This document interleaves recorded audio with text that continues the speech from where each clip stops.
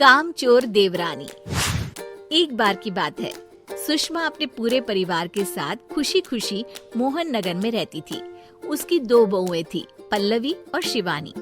एक दिन दोनों बहुएं रसोई में काम कर रही होती है कि तभी उनकी सास सुषमा उन्हें बुलाती है।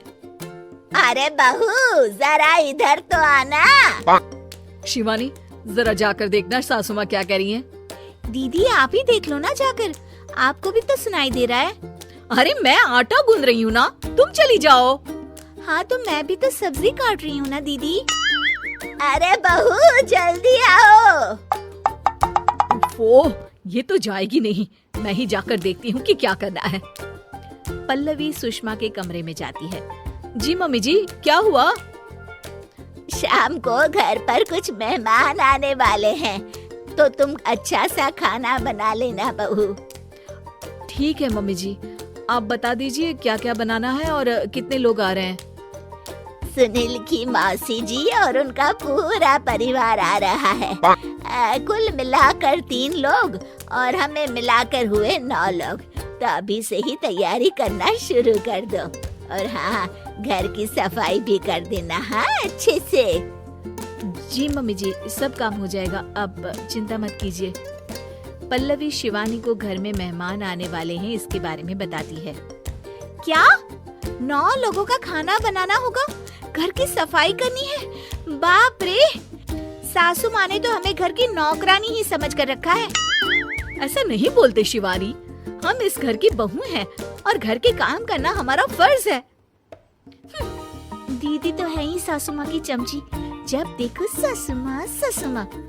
मैं तो इतना सारा काम नहीं करने वाली। शिवानी कपड़े लेकर गमला साफ कर रही होती है और चक्कर आने का नाटक करने लगती है। मेरा सर चकरा रहा है। तभी वहाँ पल्लवी और सासू माँ जाते हैं। अरे बहू, क्या हो गया तुम्हें? मम्मी जी, बहुत तेज सर में दर्द हो रहा है।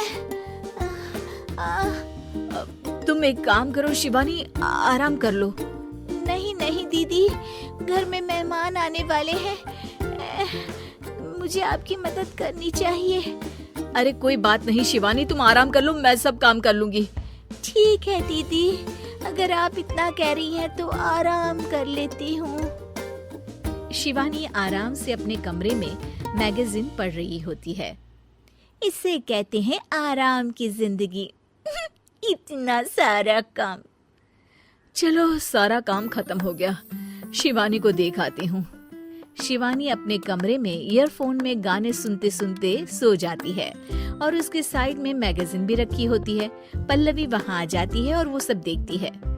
ओहो, तो मतलब सब काम चोरी का बहाना था। अभी बताती हूँ इसको। घर का सारा काम मुझे करना पड़ा और ये महारानी यहाँ मैगजीन पढ़ रही है, गाने सुन रही है।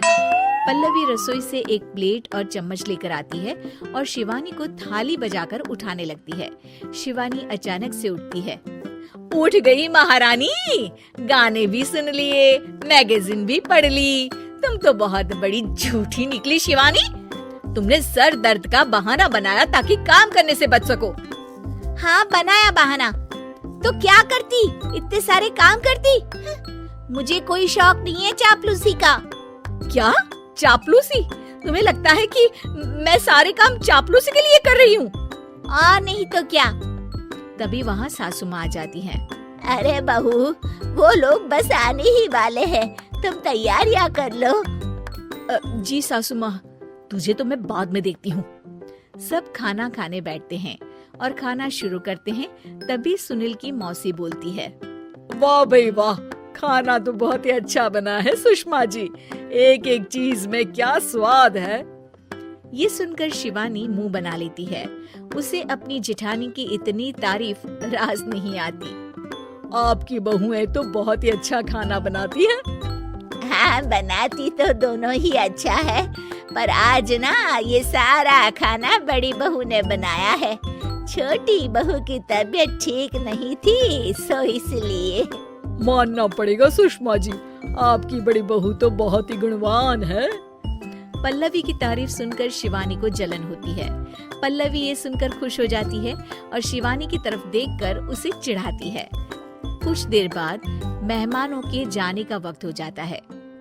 मौसी जी सबके लिए उपहार लाई होती है। वो सबको शगुन के पैसे देती हैं और अंत में पल्लवी के पास आती है। तुम्हारे लिए शगुन का लिफाफा तो है ही, पर बहू तुम्हें एक और उपहार भी मिलेगा इतना अच्छा खाना बनाने के लिए। मौसी अपने सोने के कंगन निकालकर पल्लवी को पहना देती है। ये लो, ये मेरे मनपसंद कंगन है, अब से ये तुम्हारे हुए। धन्यवाद मौसी जी। ये देखकर शिवानी तो पूरी तरह से जल जाती है और गुस्से से रसोई में चली जाती है। तभी वहाँ पल्लवी आ जाती है और उसे अपने कंगन दिखाने लगती है। देवरानी जी, अब आपका सर दर्द ठीक तो है ना?